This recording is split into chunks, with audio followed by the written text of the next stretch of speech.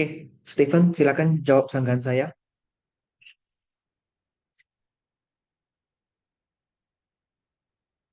Sebentar ya, Pak.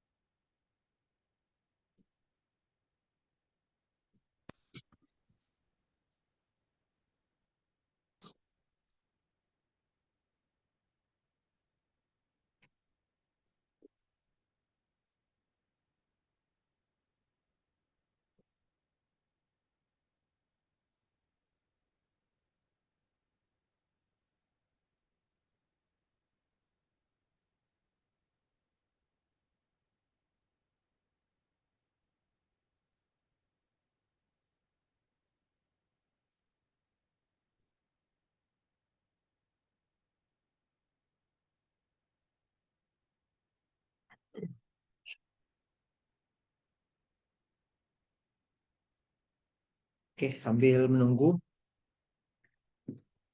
Franz ada menjawab pertanyaannya masih Tadwi ya, si Tadwi ya.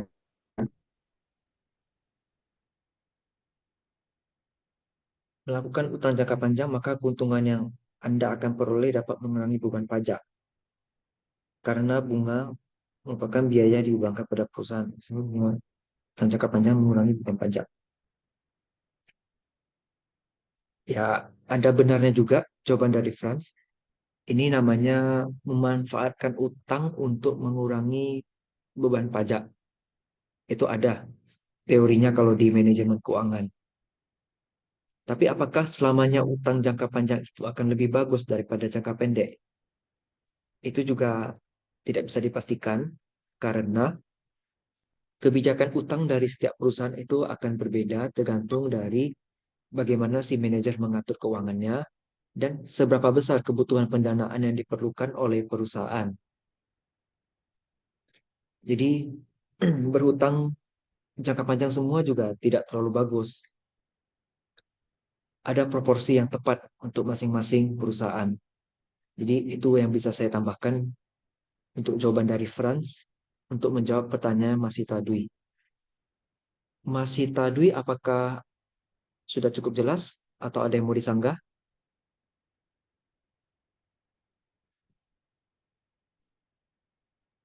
Pak.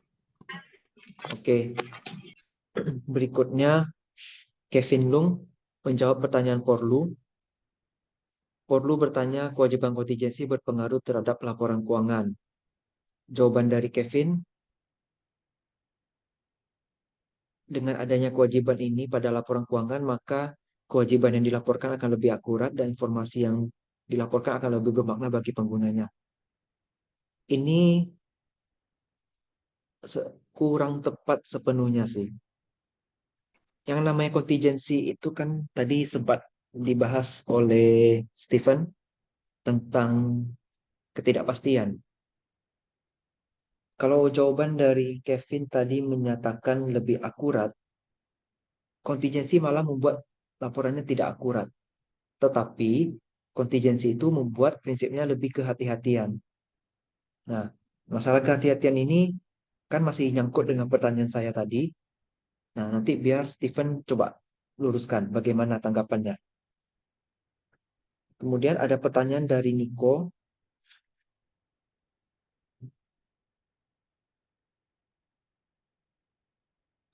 Utang jangka panjang berpengaruh secara signifikan terhadap profitabilitas. Coba dijawab dari kelompok penyaji.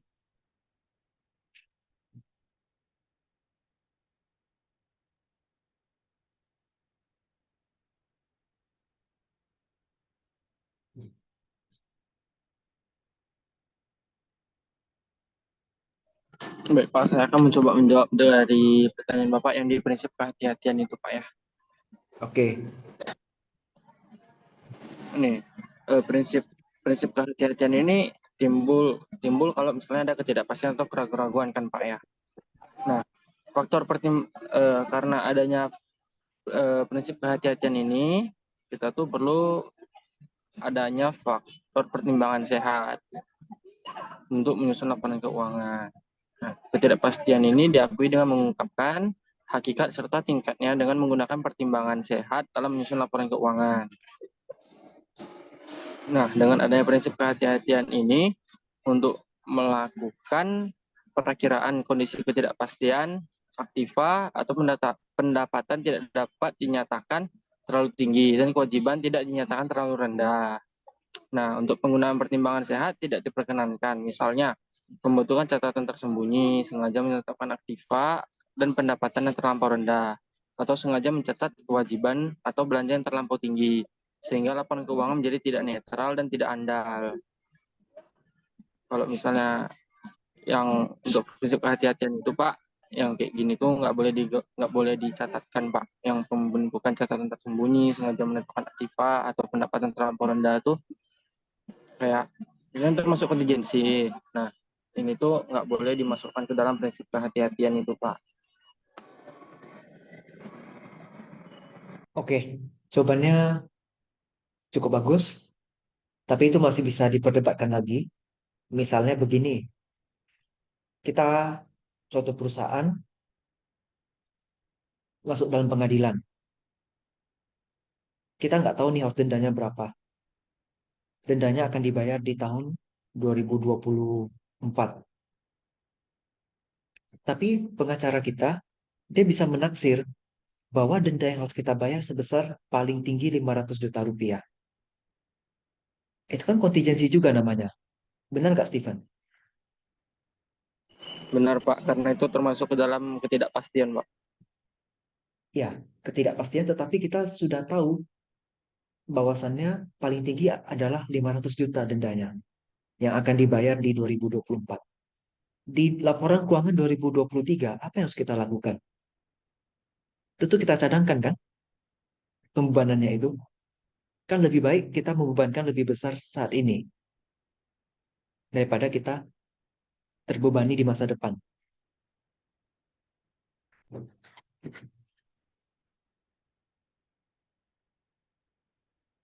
Oke, sambil Steven cari Maaf, Pak, jawaban. suaranya tadi agak putus-putus, Pak. Boleh diulang sedikit, Pak? Ya, tadi udah dengar masalah yang 2024 dan 2023 itu?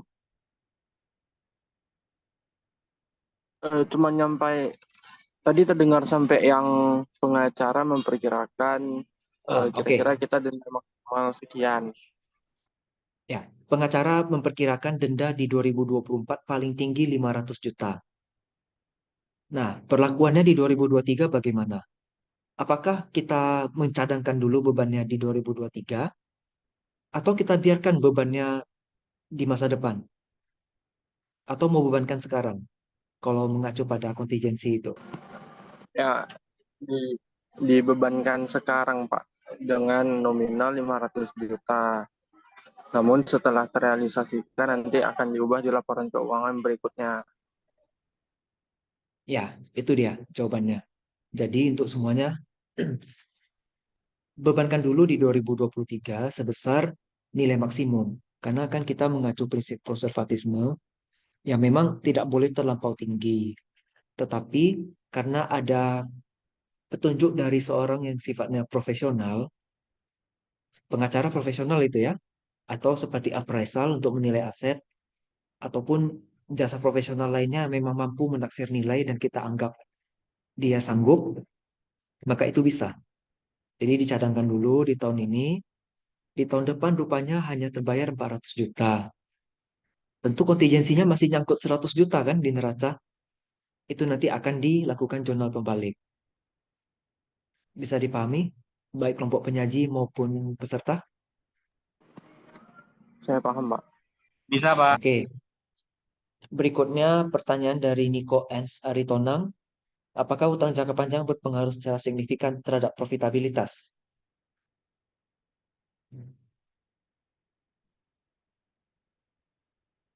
Sebentar, Pak. Untuk jawaban Niko saya belum cari, Pak. Oke, Kevin sama Franz juga boleh bantu cari jawabannya biar cepat.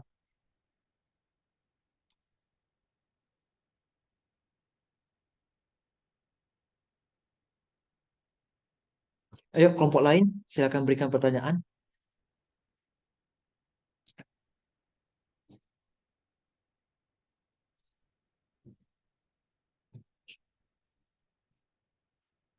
Pertanyaannya Niko nanti di WA aja nggak apa-apa. Tapi nanti kita diskusikannya atau saya nambahinnya tetap di Zoom ya.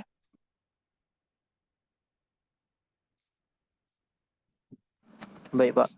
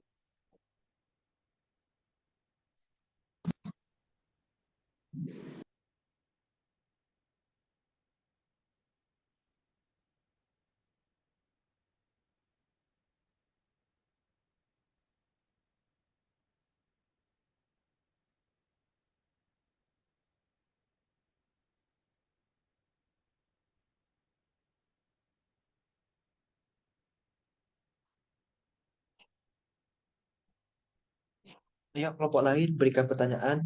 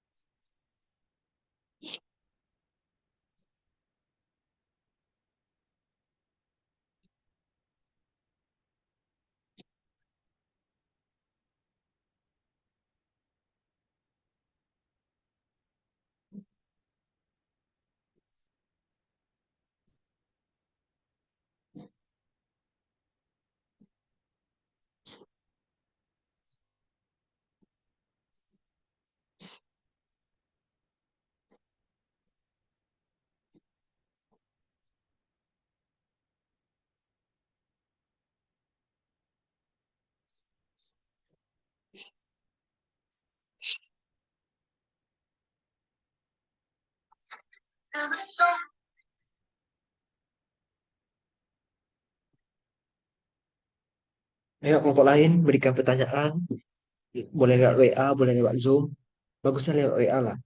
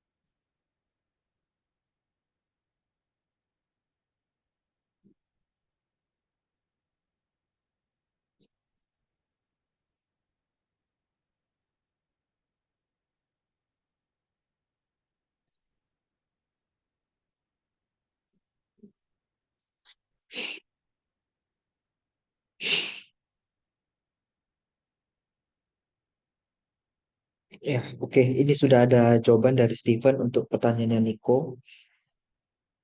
Karena dalam utang jangka panjang kita masih harus memperhitungkan bunga dari utang.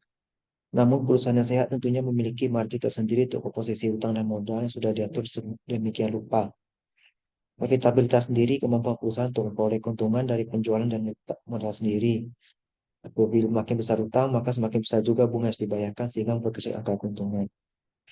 Jadi intinya tetap utang itu akan berpengaruh signifikan ya terhadap profitabilitas. Ada yang bisa memberikan pengaruh yang positif, ada juga yang bisa memberikan pengaruh yang negatif. Tetapi pada umumnya semakin besar utang akan semakin kecil labanya. Berarti semakin akan berpengaruh negatif ya. Nah, Iya benar. masalah masalah utang dan profitabilitas ini cukup banyak dipakai sebagai topik skripsi untuk yang mengambil manajemen keuangan. Dan memang hasil pengujian deskripsinya pun hasilnya beragam. Ada yang bilang pengaruh positif, ada juga yang bilang pengaruh negatif. Jadi kalau ditanya apakah berpengaruh, iya sangat berpengaruh. Tapi pengaruhnya positif atau negatif, itu yang harus kita kaji ulang. Tergantung bagaimana strategi perusahaan untuk memanfaatkan utangnya. Tadi Stephen mau ngomong ya? Ya mau tambahin lagi Pak. Tergantung juga Oke. perusahaannya bergerak di sektor apa Pak. Ada perusahaan yang memanfaatkan hutang jangka panjang untuk mendapatkan profitabilitas. Ada juga perusahaan yang kalau ada hutang jangka panjang itu mempengaruhi untuk memperkecil angka profitnya Pak. Yang jelas itu pasti perusahaan sektor finansial ya. Uang yang Ya, ada di bank contohnya itu perbankan. itu Kalau semuanya perbankan itu kan memanfaatkan hutang ya, jangka ya, panjang. dana Nah, pihak dari ketiga semua. jangka panjang itu mereka mendapatkan profit Pak. Kalau perusahaan-perusahaan lain yang mungkin bergerak di bidang contohnya kayak apa ya, properti mungkin Pak. Enggak, eh, perusahaan yang bergerak di bidang bahan-bahan barang-barang pokok gitu Pak, kayak Indofood, IBP, INDF.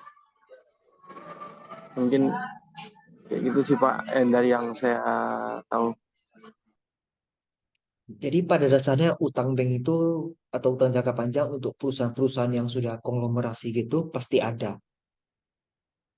Nah, kita kalau melihat Unilever itu utangnya cukup besar itu, hampir mendekati jumlah modalnya. Tapi lancar-lancar aja kan bisnisnya Unilever.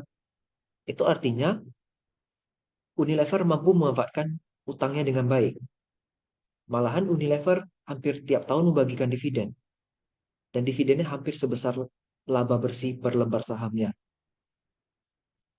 Itu contoh ke satu Unilever. Dia berhasil memanfaatkan utangnya dengan baik. Kita lihat contoh perusahaan lain. Ya, saya kurang tahu sih perusahaan-perusahaan apa yang utangnya udah over. Tapi yang jelas itu pasti ada. Jadi kalau di teori manajemen keuangan itu ada itu. Teori-teori yang membahas tentang utang.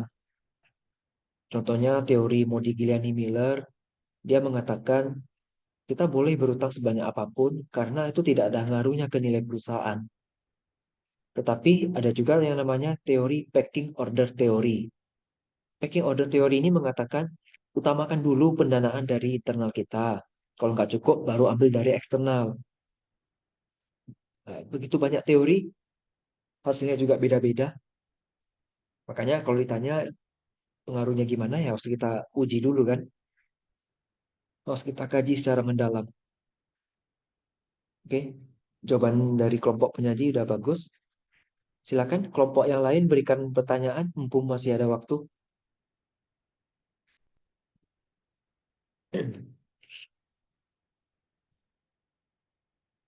Baru tiga yang bertanya ini. Orlu, Niko, Masita. Mungkin agak dua pertanyaan lagi. Bisa?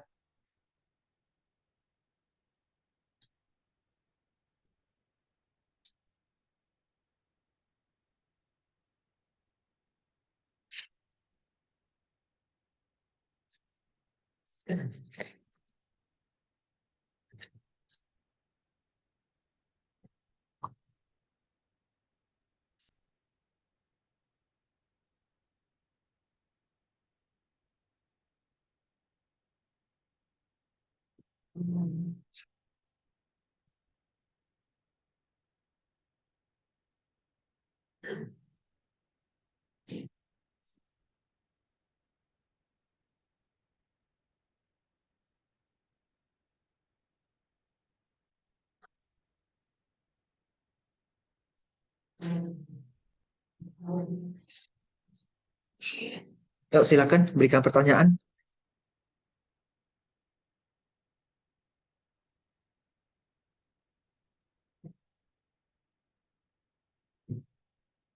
Nah, ini ada pertanyaan dari Michael. Silakan dijawab.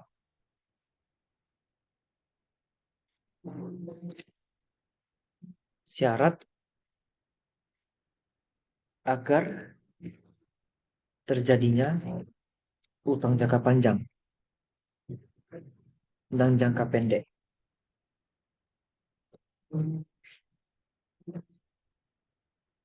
Oke, silakan dijawab kelompok penyaji.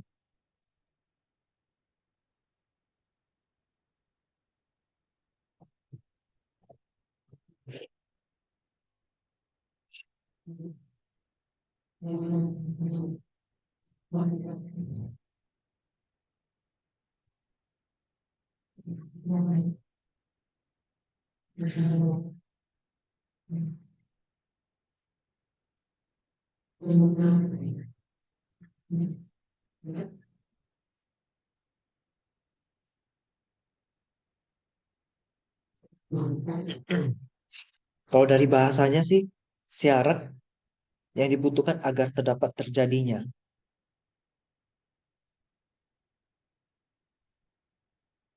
Kalau pencatatan kan terjadi dulu baru dicatat. Yang ditanya sekarang terjadinya.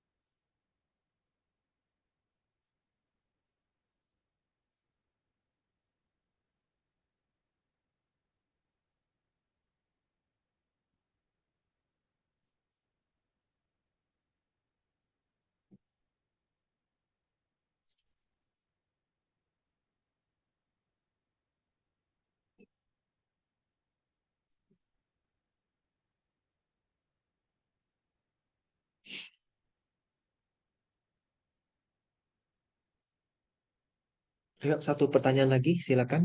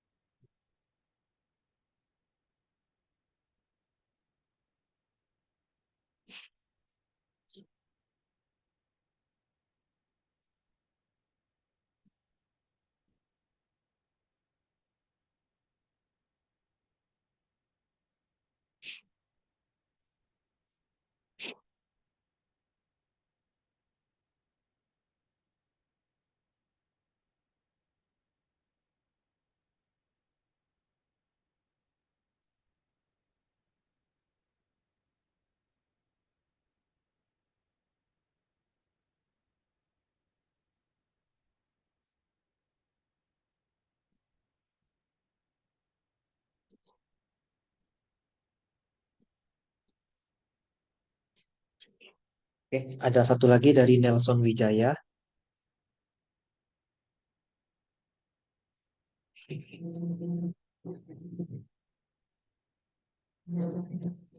Apa itu utang pajak penjualan?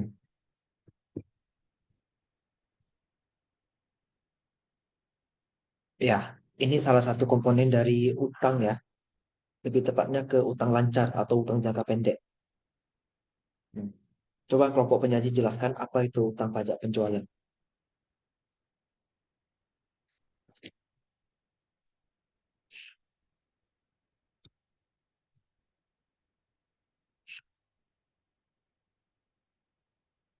Oke, saya rasa Zoom-nya juga sudah mau habis. Kita lanjutkan di grup WA ya. Terima kasih atas kehadirannya. Saya ucapkan terima kasih. Selamat malam.